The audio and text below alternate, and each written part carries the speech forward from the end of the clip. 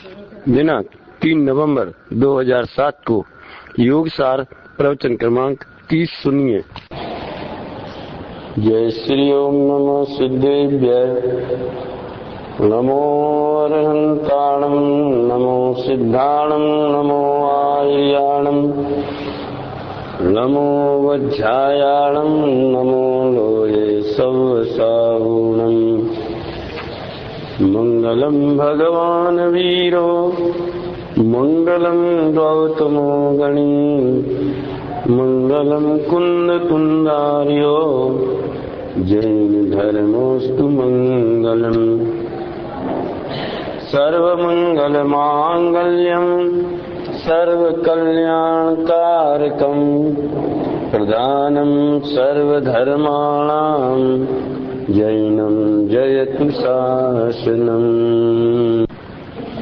सब कर्म मल का नाश कर प्राप्त कर निज आत्मा जो लीन निर्मल ज्ञान में नम कर निकल परमात्मा। योगिंदु देव आचार्य की अनुपम रचना ये योग सार प्रावृत ग्रंथ है। इस पर पूज्य गुरुदेव श्री ने बहुत भाववाही प्रवचन किए हैं। इन प्रवचनों का स्वाध्याय अपन यहाँ करते हैं। आज पेज नंबर 104 पर 63वां दोहा अपन पढ़ेंगे। इस पर भी गुरुदेव श्री ने बहुत सुंदर भाव व्यक्त किए हैं।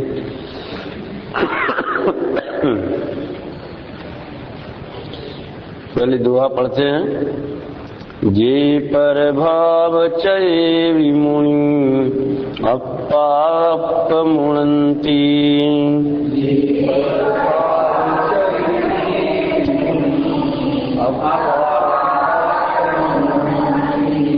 केवलणान सरुवलई ते संसार मुचंती।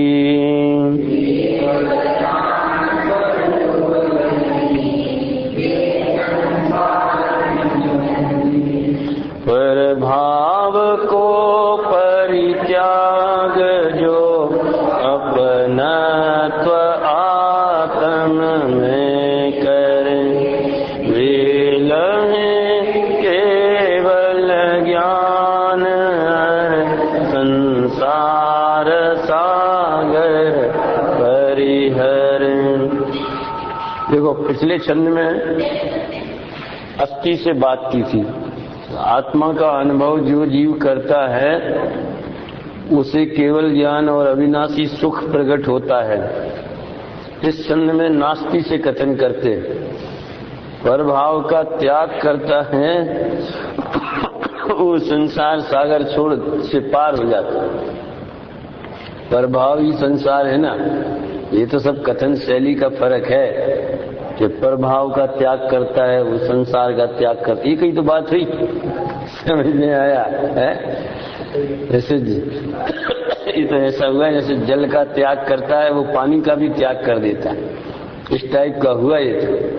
प्रभाव ही तो संसार है ना वास्तव में। ये समझाने की शैली ऐसी है। यहाँ संसार माने चार गति में भ्रमण, समझ में आया। प्रभाव माने मोहराग द्वेष आदि विकारी भाव, उसके फल में चार गति में भ्रमण होता है। इसलिए कहते हैं कि जो प्रभाव का त्याग करते हैं वो संसार का त्याग करते हैं। इसमें ऐसा है कि जो चार गति में भ्रमण है वो द्रव्य संसार है। ठीक, द्रव्य बदलता है ना, द्रव्य परावर्तन, क्षेत्र परावर्तन, काल परावर्तन, भाव परावर्तन, पंच परावर्तन है। तो आत्मा पंच परावर्तन करता है तो ये द्रव्य संसार है। और भाव जो भाव परावर्तन है वो भाव संसार है। इसलिए परभाव का त्याग करे तो संसार से छूटने वाला है।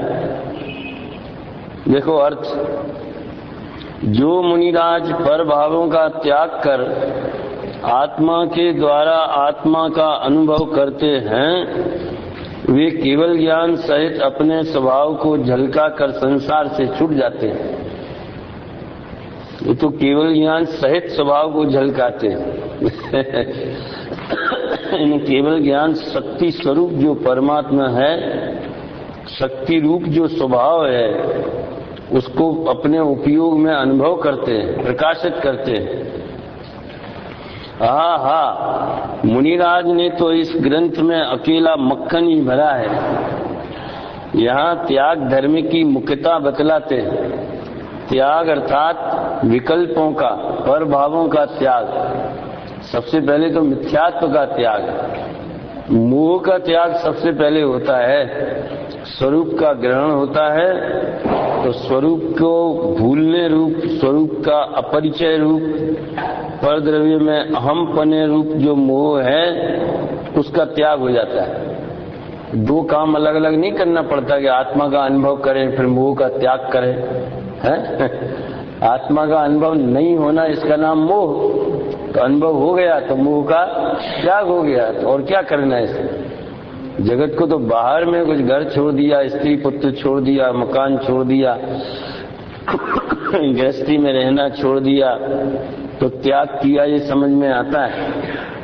पर जब तक तत्व दृष्टि नहीं हो गए, तब तक मोह का त्याग ही वास्तव में त्याग है, ऐसा ख्याल में नहीं आता है। बस समय सार में तो यहाँ तक लिया है कि ज्ञान हो जाए कि ये पर है, तो वही त्याग है। 34वीं गाथा, हाँ, लाणम पच्चट्ठाणम, ज्ञान ही प्रत्याख्यान है। उसके लिए धोबी का कपड़ा बदल जाता है, तो उदाहरण दिया है ऐसा 35वीं गाथा में। जो तो धर्मात्मा शुभाशुभ रागादि परभावों का त्याग करके निज से निज को जानता है। बहुत सुंदर, निज से निज को जानता है। निज माने ज्ञान पर्याय और निज माने ज्ञान स्वभाव है। तो ज्ञान पर्याय से ज्ञान स्वभाव को जानता है। वो केवल ज्ञान रूपी प्रकाश प्राप्त करके भवताप का नाश करता है। अब देखो कहाँ से बात उठाते हैं। त्याग की बात आई ना, तो कहाँ से निचली भूमिका से गुरुदेव उठाते हैं। लोगों को ये प्रवचन सुनना चाहिए। मुझे तो अभी आजकल में विचार आया कि जैसे पंच कल्याणकों में सीडी लगाते तो योग सार और 6 डाला, 2 ही ग्रंथों के वहाँ सीडी लगाने लायक है। पब्लिक बहुत रहती है, सरल भाषा में, और आवाज भी अच्छी है।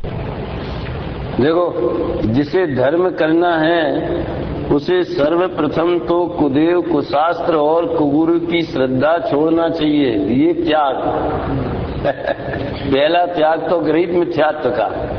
उसके बिना तो जीव में आत्महित की पात्रता ही नहीं आवे, हैं? रागी द्वेषी देव, परिग्रहधारी आत्मज्ञान शून्य कुज्ञानी गुरु तथा मिथ्या शास्त्रों की महिमा तथा भक्ति छोड़ना चाहिए। बहुत सुंदर उठाई ये बात है। अभी तो टोडरमल जी का हमने 9वां अध्याय पढ़ा, 1-2 जगह, जयपुर में भी, सागर में भी। सर्वप्रथम गरीब मिथ्यात्व का त्याग होने से मोक्ष मार्ग में विघ्न करने वाले निमित्तों से बच जाते, और सच्चे देव शास्त्र गुरु की श्रद्धा होती है तो जो मोक्ष मार्ग में सहायक निमित्त हैं उनका समागम होता है। निमित्त का समागम का क्या मतलब है? अपने को उसका परिचय हो, अपने ज्ञान में उसकी महिमा होवे तो समागम। नहीं तो जैन मंदिर के बगल में ही रहता होवे तो उसको समागम हो गया। मंदिर के बगल में किसी का घर होवे तो उसको समागम हो गया। परिचय है ही नहीं, दर्शन करने ही नहीं आवे, जैनी होकर के भी। ऐसे देखे मैंने, ऐसे बहुत महानुभाव लोग तो तरसते हैं कि हमारा मंदिर के पास में घर हो जावे तो बच्चे दर्शन करने जावें तो उनमें संस्कार पड़े। ऐसा बड़े शहरों में जहाँ दूर दूर रहना पड़ता है, वहाँ जिन मंदिर की समीपता प्राप्त करने के लिए लोग तरसते हैं। गाँव में, छोटे शहरों में जहाँ बिल्कुल मंदिर के बगल में ही घर है तो भी दर्शन करने ही नहीं जावे, दर्शन भी करने जाते, प्रवचन सुनने नहीं जावे। ऐसी दशा है जीवों की। तो मैं ये कहता हूँ, समागम का मतलब अपने ज्ञान, श्रद्धान और आचरण में उसका सानिध्य होना, इसका नाम समागम है। चाहे दूर होवे कितनी दूर, लेकिन अंदर में देवशास्त्र गुरु का परिचय है तो उसको समागम क्षेत्र से भले दूर हो गए कदाचित, लेकिन उसको सहन नहीं हो गए। अरे भगवान के विरह में रहना पड़ता है? वो प्रकाश छावड़ा आए इंदौर से वापस, तो वो यही उसका तर्क था कि यहाँ देवगुरु शास्त्र का समागम नहीं है ऐसा, इसलिए वापस आया अमेरिका से। पहले तो रागी द्वेषी देव, परिग्रहधारी गुरु और मिथ्या शास्त्रों की महिमा भक्ति छोड़ना चाहिए। क्या है उसमें? उसकी भक्ति करने से क्या मिलने वाला है? मोक्ष मार्ग में विघ्न होने वाला है। उसकी भक्ति माने राग की भक्ति, समझ में आया? कुगुरु कुदेव कुधर्म की भक्ति का अर्थ है राग की भक्ति। हिंसा, झूठ, चोरी, शिकार, परस्त्री सेवन, वेश्या गमन, जुआ खेलना, इन सप्त व्यसनों का भी त्याग करना चाहिए। अन्याय के कार्यों के प्रति ग्लानि होनी चाहिए। गजब है देखो अध्यात्म के ग्रंथ में से गुरुदेव कितनी व्यवहारिक बात निकालते हैं। सप्त व्यसनों का तो त्याग का कहा, सप्त व्यसनों में गिलानी का नहीं कहा। गिलानी का क्या मतलब है? करे और गिलानी होवे, समझ में आया ना? तो सत्य व्यसन का तो परिणाम ही नहीं होवे, तो गिलानी का कहाँ सवाल है उसमें? लेकिन अन्याय के कार्यों के प्रति ग्लानि लिखा, गजब बात। क्यों ऐसा लिखा? क्योंकि ऐसा वातावरण बन जाता है कि अनचाहे भी ऐसे काम करने पड़ते हैं। अब सरकारी नौकर है ना, तो उसको जैसे मान लो गवर्नमेंट के ऑफिसों में जो तमाशा होता है सब अपन जानते हैं, तो उसको भी उसमें मन वचन काय कृत कारित अनुमोदना से कहीं ना कहीं तो जुड़ना ही पड़े ना। आखिर देखते हुए भी चुप रहना पड़े, करना पड़े, नहीं तो लोग उसको निकाल बाहर फेंके, तो उसकी गिलानी होती। अन्याय के कार्यों की गिलानी होती। छूट जाए तब तो बहुत बढ़िया है। अन्याय, अनीति, अभक्ष का त्याग तो स्थूल रूप से तो सम्यक दृष्टि को होता ही है, लेकिन सूक्ष्म में बहुत अन्याय अनीति करना पड़ती है, तो उसके प्रति ग्लानि होवे। ऐसा नहीं कि हाँ ये तो राग की भूमिका है तो ये तो सब चलता ही है, ये नहीं करेगा तो संसार कैसे चलेगा?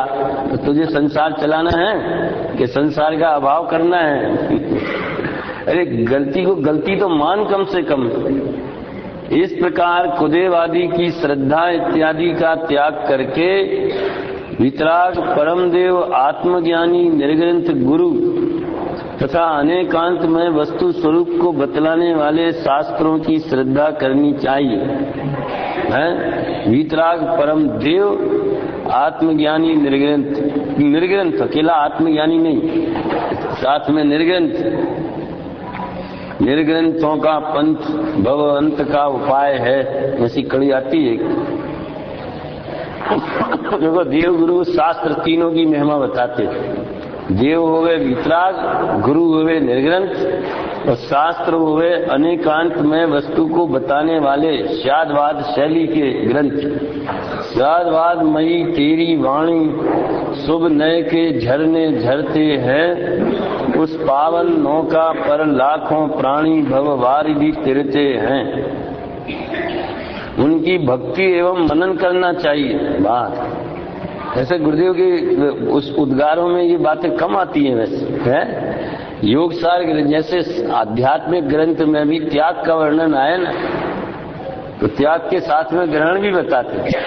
सच्चे देव शास्त्र गुरु की यथार्थ श्रद्धा करे तथा आत्मा की पहचान करे, तब अनंतान मंदी कषाय और मिथ्यात्व का नाश होकर सम्यक दर्शन ज्ञान चारित्र का लाभ प्राप्त होता है। अभी तो दिवाली में सबको लाभ चाहिए ना, लाभ, शुभ लाभ है, तो दिवाली पर लिखे ना सब शुभ लाभ। पहले तो ऐसे तो पता ही नहीं, लोगों को इतना विवेक ही नहीं है कि जैन कुल में जन्म लेकर के भी या हम किसको पूजते हैं, किसकी आराधना करते हैं। बही खाता में लगे श्री वीतरागाय नमः, महावीराय नमः, फिर श्री गणेशाय नमः, श्री लक्ष्मी जी सदा सहाय करें है। गजब बात है भैया।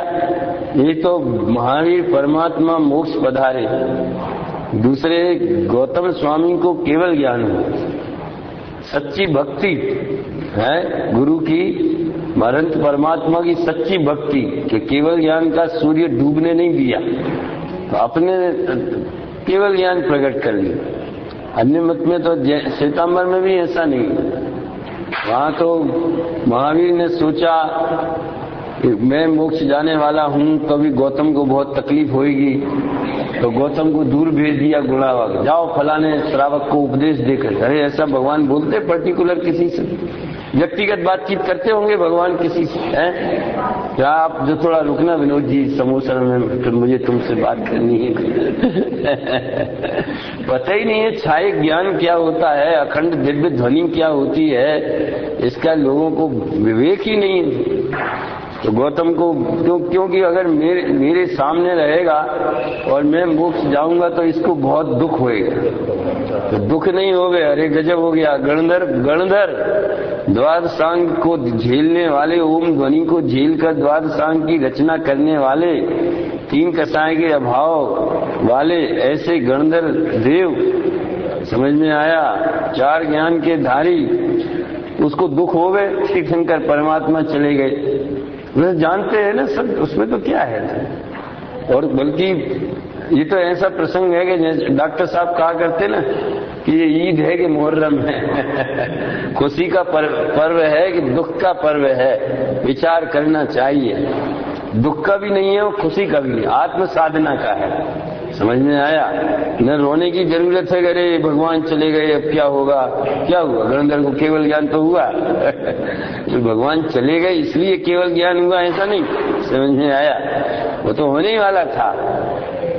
यहाँ तो गणधर ने आत्म साधना की, वो शुक्ल ध्यान लगा करके और श्रेणी आरोहण किया तो उनके भी चार घातिया कर्म क्षय हो गए, वो भी केवली बन गए। ऐसा है तो न तो रोने का पर्व है और खुशी भी होवे तो आध्यात्मिक खुशी होगी, राग रंग वाली की, विषय कसाय वाली की, मिलने जुलने वाली, हैप्पी दिवाली। काय की हैप्पी है? तो मिठाई खाओ, मजा करो, और क्या है, खाओ पियो, मिलो जिलो, रिश्तेदारों से क्या बोलते हो कार्ड भेजना, सब एक सब सिस्टम परंपरा जो है ना लौकिक हो गया। निर्माण महोत्सव है तो निर्माण महोत्सव है। तो मुझे तो इससे याद आया है ये सब है क्या, सच्चे देव शास्त्र गुरु की यथार्थ श्रद्धा करे तो गणेश जी सदा सहाय करें, श्री गणेशाय नमः लिखे, कि लक्ष्मी जी सदा सहाय करें लिखे, तो भैया वो उसका स्वरूप जुदा है, वो मोक्ष मार्ग का निमित्त नहीं है, बस इतनी बात। कोई उनको उनसे द्वेष करने की बात नहीं कहते हैं, ये प्रयोजन नहीं है, वो मोक्ष मार्ग में निमित्त नहीं है वो जीव है। तो पहले तो सच्चे देव शास्त्र गुरु की श्रद्धा हुए तो गृहीत मिथ्यात्व का त्याग होता है, तो उससे सम्यक सन्मुखता प्रकट होती है।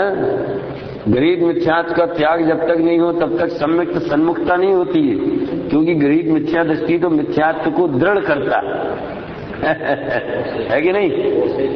हाँ, पोषे जो क्या है ना, कुगुर कुदेव कुधर्म सेव, पोषे चिर दर्शन मोह एव। तो चिर दर्शन मोह, अनादिकाल के दर्शन मोह को दृढ़ करने वाला परिणाम कैसे सम्यक सन्मुख होता है? वो तो गृहीत मिथ्यात्व का त्याग होवे तो पोषे रुक जावे। समझ में? चिर दर्शन मोह तो रहे, क्या कहा समझ में आता? गृहीत मिथ्यात्व का त्याग हुआ तो चिर दर्शन मोह तो है अभी, लेकिन उसकी पुष्टि बंद हो गई, इसलिए वो जीव सम्यक तो सन्मुख हो गया। फिर अभाव हो जाए तो सम्यक दृष्टि हो गया।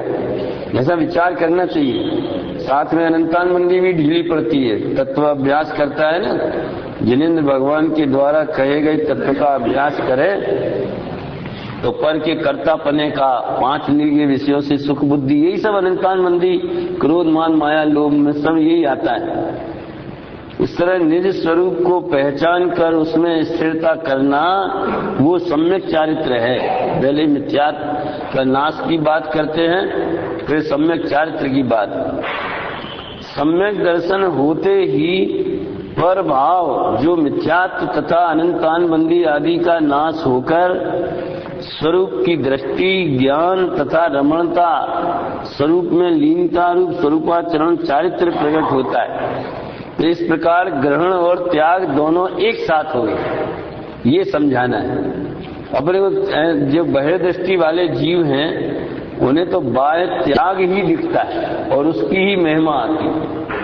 अपने को भी अपने अभिप्राय में देखना, अगर कोई किसी के बारे में पता चले कि ये आदमी समझ लो जो हर अष्टमी चतुर्दशी को उपवास करते हैं, हरी नहीं खाते हैं, व्रत संयम से रहते हैं, तो अपने को ऐसा लगता है यार कि हम कहाँ और ये कहाँ है, ऐसा लगना चाहिए। गुणग्राही तो होना चाहिए, पर ये भी विवेक रखना चाहिए कि वो परिणाम मोक्ष मार्ग नहीं है। समझ में आया? देखो अभिप्राय में जरा से में फर्क पड़ जाता है। अपने में तीव्र कषाय की तीव्रता कम होवे, मंदता आवे, देह के प्रति ममता छूटे, इसलिए हमारे जीवन में भी खान पान में संयम होवे, व्रत उपवास वाला जीवन होवे तो अच्छा जीवन है, तो होना ही चाहिए। पर इसके कारण कोई महिमावंत अपने को या दूसरों को माने तो उसको तो वस्तु स्वरूप की खबर नहीं है, ये अर्थ हुआ उसका। तो सम्यक दर्शन होने पर स्वरूप का ग्रहण हुआ और मिथ्यात्व और अनंतानुबंधी कषाय का त्याग हो गया। तो सबसे बड़ा त्यागी तो सम्यक दृष्टि है जिसने मिथ्यात्व का त्याग किया है। बाकी बाह्य त्याग तो परिणति जैसे जैसे स्वरूप में जमती है, राग जैसे जैसे क्षीण होता है, वैसे वैसे सहज ही परद्रव्य का संयोग छूट जाता है। तो असद्भूत व्यवहार नए से कहा जाता है कि जीव ने घर का त्याग किया, कि 5 इंद्रिय के विषयों का त्याग किया। ऐसा भी नए चक्र में आया था जयपुर में। 5 इंद्रिय के विषयों का भोगता है ये आत्मा अथवा 5 इंद्रिय के विषयों का त्यागी है, दोनों कथन अनुपचरित असद्भूत व्यवहार नहीं के। अब पर विषय हो तो उपचरित असद्भूत व्यवहार नहीं के। नित्यानंद स्वभावी निजात्मा का ध्यान करते ही निमित्तों के लक्ष्य से होने वाले पुण्य पाप रूप अनित्य भावों का नाश हो जाता है।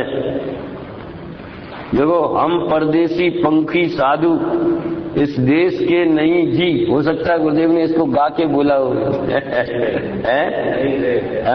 हम परदेसी पंखी साधु इस देश के नहीं रे, आत्म अनुभव करके हम उड़ जाएंगे सिद्ध स्वदेश जी। इसमें जी लिखा है, सिद्ध स्वदेश उड़ जाएंगे, वो हमारा देश है। अभी कहें भारत हमारा है कि फिर महाराष्ट्र हमारा है, कि हम गुजराती है, कि हम हिंदी है। कितना जीवों ने कल्पनाओं में भेद कर रखा है, राग द्वेष के भेद कर रखे हैं सब। अरे ये संसार 4 गति ही तेरा देश नहीं है। बहनश्री की वचना में कम कहाँ परदेश में आ गए कितना अंदर में मेरा गया। यहाँ तो हमारा कोई नहीं है, हमको यहाँ अच्छा नहीं लगता है, ये तो परदेश जैसा लगता है। अपने को लगता है ऐसा परदेश है। अमेरिका से आते हैं तो हिंदुस्तान की भूमि पर जब कदम रखते तो आहा अपने देश में आ गए, अपने देश में आ गए, कैसा आनंद आता है। बिल्कुल जैसे कि मुनिराज को अतीन्द्रिय आनंद आता हो आत्मा में जाने में, वैसा आनंद आवे। ये भी मूर्ता है खरे करते, इसमें क्या दम है भाई है। अरे शरीर ही अपना देश नहीं, शरीर ही पर वस्तु है। अपना द्रव्य क्षेत्र काल भाव, वो भी परम पारणामिक भाव। भाव में तो 53 भाव है। क्या अनिल कितने भाव हैं जीव के? शास्त्र में है तत्वा सूत्र में 53 भाव हैं। उसमें भी अखंड एक परम पारणामिक भाव, वो द्रव्य क्षेत्र काल और परम पारणामिक भाव, वो मैं, वो मेरा देश। बाकी परम पारणामिक भाव के अलावा बाकी के 52 भाव भी मैं नहीं हूँ। समझ में आया? वो 52 भाव में केवल ज्ञान आ जाता है चाहे एक भाव आ जाता है 9 प्रकार का 52 भाव में। विकल्पों का देश हमारा नहीं, पुण्य पाप के भाव आत्मा के देश के नहीं। भगवान आत्मा तो अनंत आनंद का देश है, वो हमारा स्वदेश है। ऐसी दृष्टि बने, ऐसा सोच तो बने, ऐसा विचार तो आवे कम से कम। समझ में आया? दिन रात परद्रव्य का करना, परद्रव्य का भोगना, इधर का उठाना, इधर का धरना, इधर का करना, अपने को पर के करने धरने के विकल्प के अलावा दिन में कभी ये विचार आते, कभी ऐसा तो विचार ही नहीं आते तो प्रतीति कहां से होगी। प्रश्न करें कि काम क्यों नहीं होता है, पुरुषार्थ करना चाहते तो कैसे करें, क्यों नहीं होता। विचार करने शांति से बैठ तो सही है। फुर्सत निकाले नहीं, तो हमने तो बिल्कुल फुर्सत निकाल ली। हम तो धंधा पानी बंद कर दिया, हम तो देवलाली रहते हैं। बोलो सुरेश भाई, पूना में धंधा पानी करते कि नहीं? रिटायर हो गए तो देवलाली क्यों नहीं रहते फिर? तो कहीं रहे, मानसिक फुर्सत निकालने की बात है, हैं? अरे स्वाध्याय में भी रहे ना मानो, और उसी में ही पढ़ने में, याद करने में, पढ़ने में उसको भी फुर्सत नहीं है। अपने आत्महित के लिए उसको भी फुर्सत नहीं है, तो उससे भी फुर्सत निकालना। स्वाध्याय में विचार करना, समझ में आया? अब योग सार जैसे ये प्रवचनों का स्वाध्याय करे तो कहाँ उसमें ज्यादा कठिनाई है, कहाँ बुद्धि की। इसमें तो बस एक ही चीज, एक कोई भी बात जैसी अच्छी लगी तो बारंबार उसी का विचार करे, उसी का विचार करने के लिए फुर्सत निकालना है। जो पढ़ते नहीं है उन्हें पढ़ने के लिए फुर्सत निकालना, और जो पढ़ते हैं उन्हें विचार करने के लिए फुर्सत निकालना। ऐसा है भाई, फिर तो सब अपने आप काम होगा। विचार करेगा तो अंदर का रस बनेगा, स्वरूप संबंधी अनुभाग बढ़ेंगे, श्रद्धा के, मोह का अनुभाग घटेगा, स्वरूप की रुचि बढ़ेगी, ऑटोमेटिक उसको अंतर्मुखी पुरुषार्थ प्रकट हो जाएगी।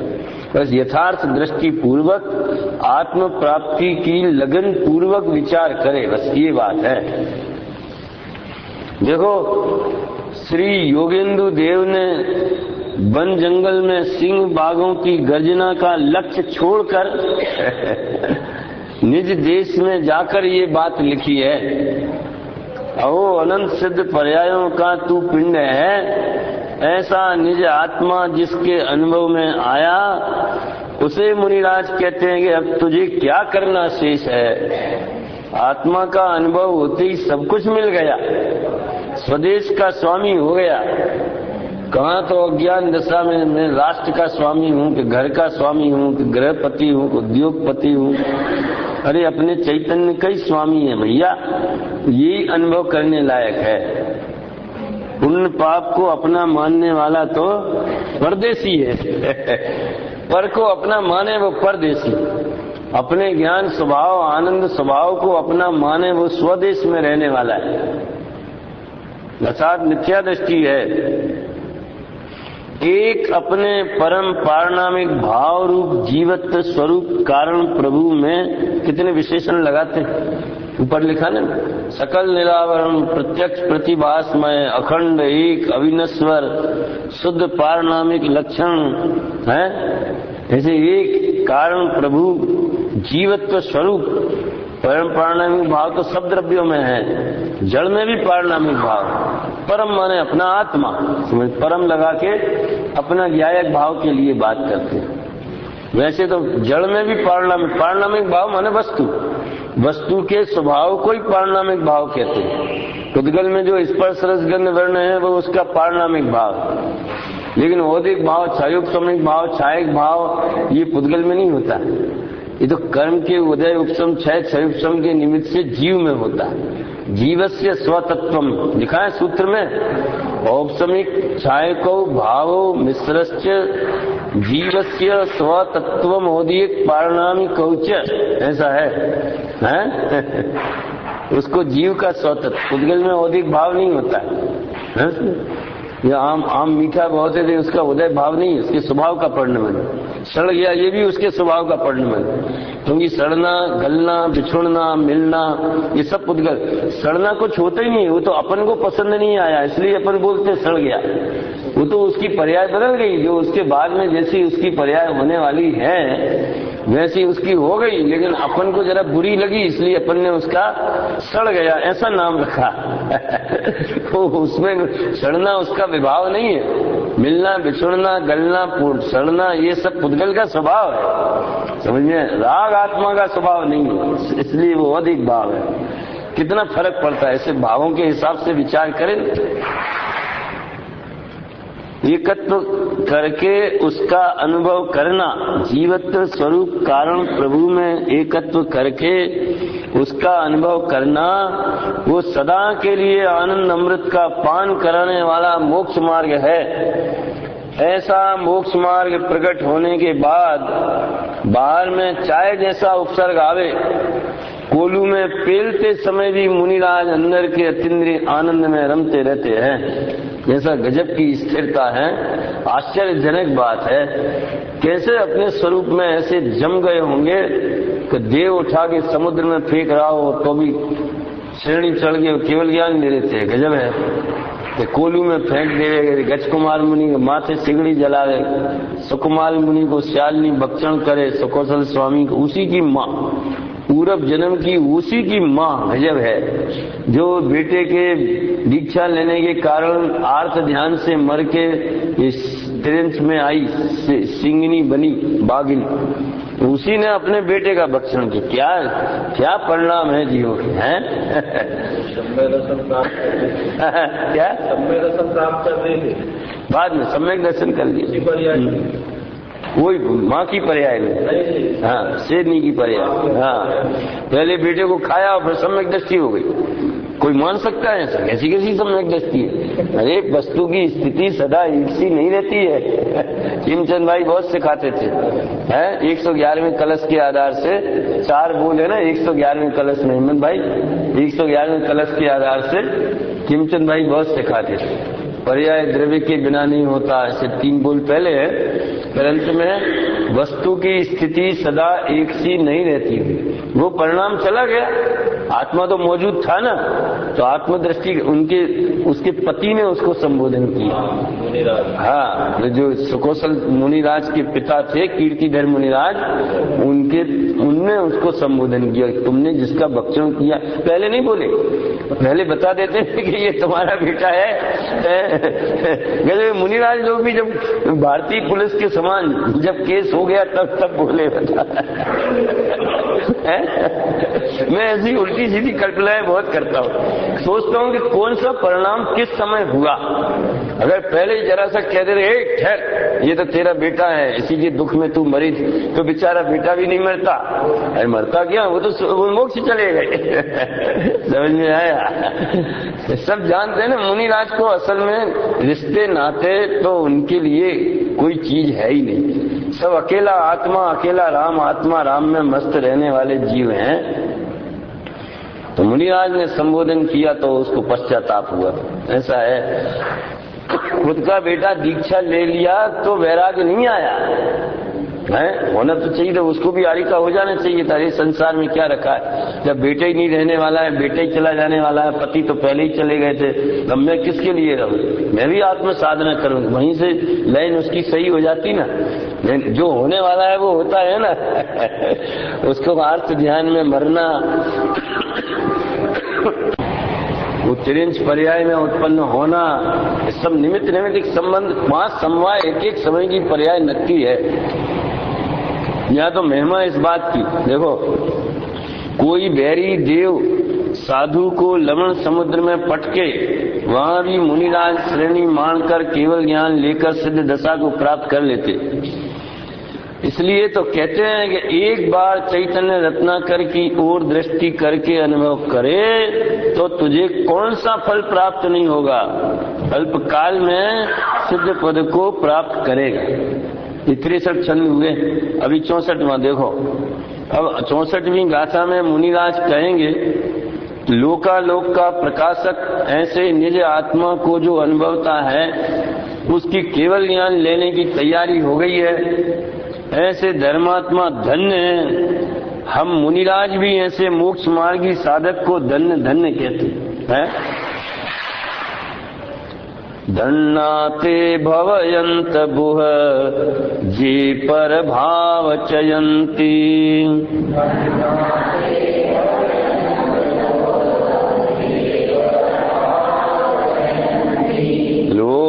लोय पयासय अप्पा विमल मुनंती।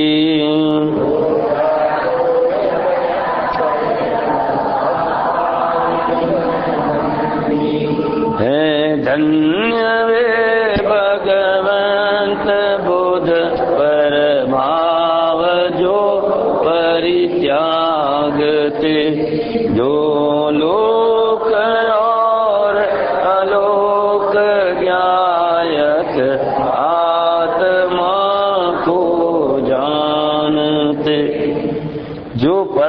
का त्याग करते हैं और लोकालोक प्रकाशक निर्मल अपने आत्मा का अनुभव करते हैं, वे भगवान ज्ञानी महात्मा धन्य हैं।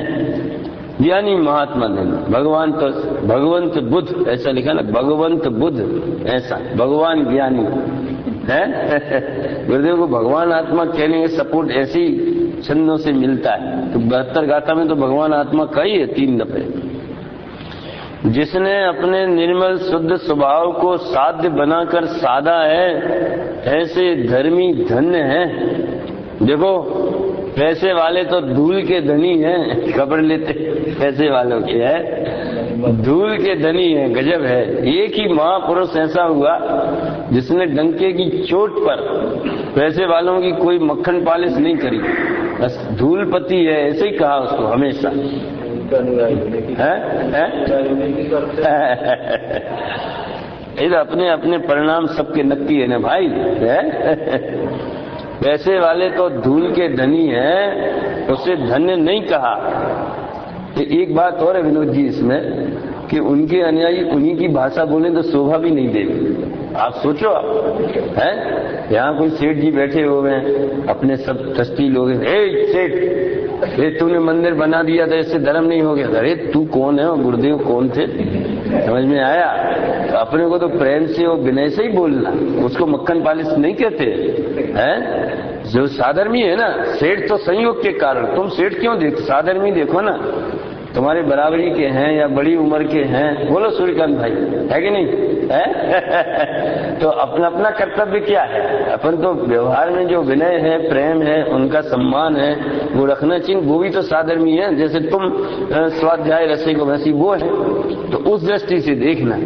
अब गुरुदेव 90 वर्ष के, सेठ या 70 वर्ष का, तो गुरुदेव तो बोले ही बोले, उसमें तो कौन सी बड़ी बात है? और उनके साथ में रहने वाले वो उनको मालूम है कौन जीव कैसा है, उनका उससे निकट परिचय है।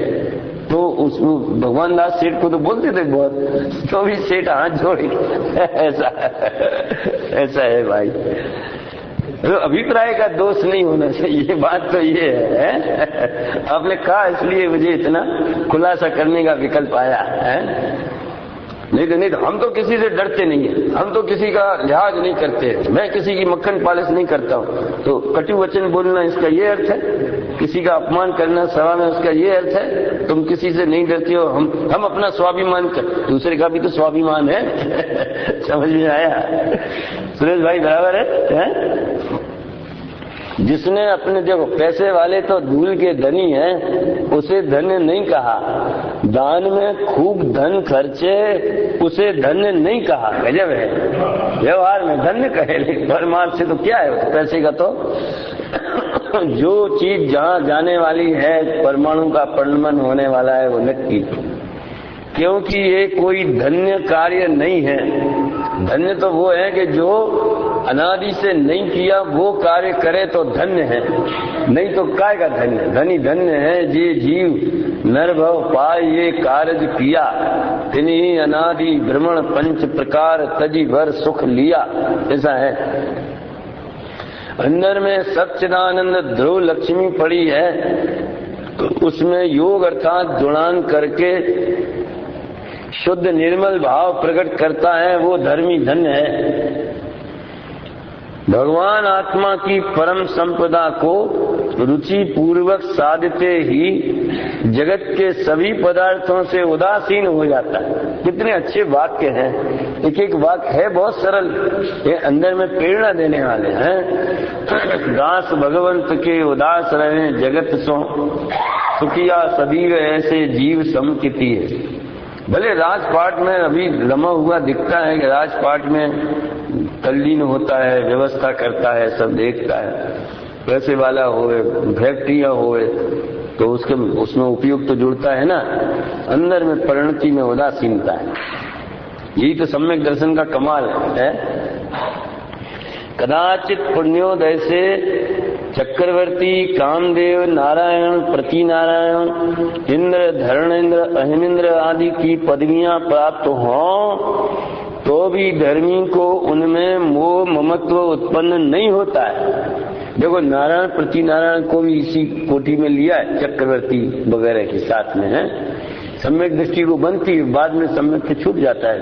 नारायण प्रति नारायण तो नरक जाते ना। निज पद की पूर्ण साधना करने वाले धर्मी को लौकिक पदवियों की रंच मात्र भी चाह नहीं है। इंद्रादिक पद नहीं चाहूं, विषयन में लाही लुभाऊं, रागादिक दोष हरीजे, परमात्म निज पद दीजे। ऐसा है। धर्मानुराग, पंच परमेष्टि की भक्ति, शास्त्र वांचन का भाव, पूजन का भाव, अनुकंपा आदि के स्वभाव धर्मी को आते हैं, आते हैं, उसका ज्ञान भी करते हैं और उसका स्वरूप भी बताते हैं, परंतु उनका धर्मी को आदर माने बहुत अच्छा हुआ, इससे मैं बड़ा हो गया, ऐसा नहीं होता। उसके कारण अपने को धन्य अनुभव नहीं करते।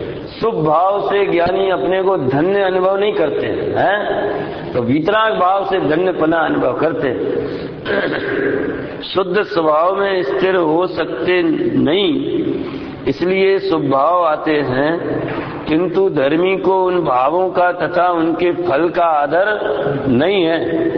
धर्मी को धर्म प्रभावना का विकल्प आता है, परंतु उसे छोड़ने लायक ही समझता है। एक निज पद की निर्विकल्प साधना में उपयोग को रोकता है,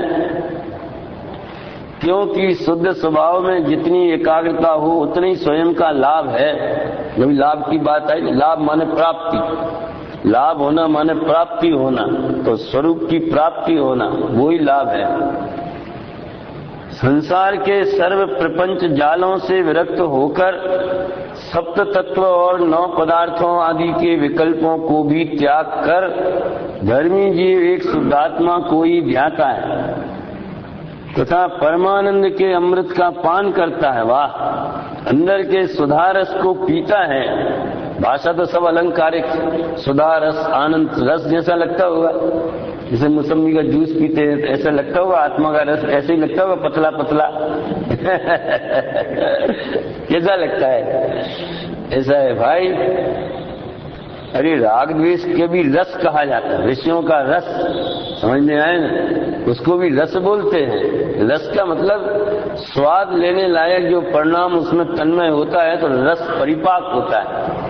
साहित्य में भी 9 रस है ना, हास्य रस, बीभत्स रस, वीर रस, करुण रस, श्रृंगार रस, ऐसे है ना 9 रस है ना साहित्य में, तो उसको भी रस बोलते हैं। रस किसे कहते हैं?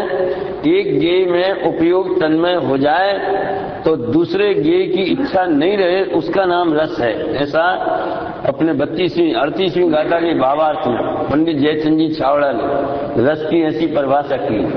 एक गेय में मजा आ गया, मजा आना, आज की भाषा में बोले तो मजा आ गया है, उसमें ऐसा लवलीन हो जाए कि दूसरा गेय की इच्छा नहीं रहे, उसका नाम रस।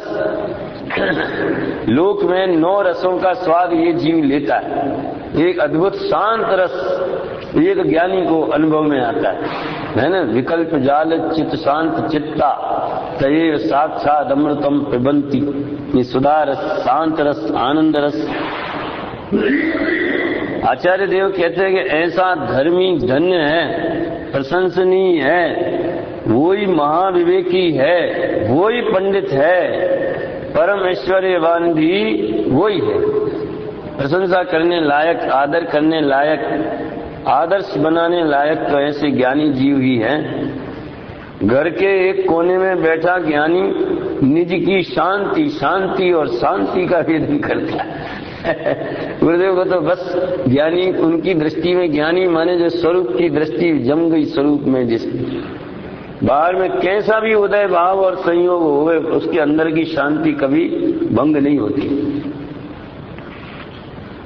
वो ही धन्य है, परंतु धनवान वो ऐश्वर्यवान नहीं है। आत्म संपदा को भोगने वाला धर्मी ऐश्वर्यवान है, बहुत ऐश्वर्य है, बहुत वैभव बहुत प्रकट हुआ है। वैभव माने क्या? अंदर स्वरूप वैभववंत है ना, उसकी दृष्टि होना वो वैभव वाला है। धर्मी जीव निज शुद्धात्मा की प्रतीति ज्ञान रमणता रूप रत्नत्रय का धनी है, वो ही धनवान है। पैसे वाला धनवान नहीं है। तो किसी ने पूछा पैसे वाले को क्या करना चाहिए? तो पैसा छोड़ देवे है, दूसरे को दे देवे ना। संस्थाएं तो बहुत है ना, सब लेने वाली तो तैयार है ना। लूलू बाग ऐसा कहते भी हैं कि हम तुम्हारा परिग्रह कम कर रहे हैं। तुम्हारा परिग्रह कम करे, अपना बढ़ा रहे है, ये भी परिग्रह है। समझ में आया? अरे थोड़ा उद्देश्य धर्म प्रचार का हो तो प्रशस्त है, पर राग तो परिग्रह ही है ना, चाहे शुभ हो चाहे अशुभ हो गए। ये ऐसा ऐसी बातें कहना, ये क्या क्या इसका स्वरूप है? बोलो, क्या आपने पाप से कमाया, हम उसको पुण्य में लगाने के लिए आए, तो उसका पुण्य का भाव होगा तो पुण्य में लगेगा है? ये पैसा एक दिन चला जाने वाला है, संयोग तो छूट जाने वाला है, तो ठीक है, अच्छी बात है, हमको भी पता, तो क्या करें, हमको दे दो। समझ में आया? देखो, व्यवस्था की दृष्टि से बात करना वो अलग बात है, लेकिन ऐसी बातें लगाना और फिर उसको बहलाना कि हम तो तुम्हारा उद्धार करने आए हैं, इतना तो अभी सब समझते पब्लिक। आजकल वो आता है ना कोई चैनल वैनल में, तो पब्लिक सब जानती है।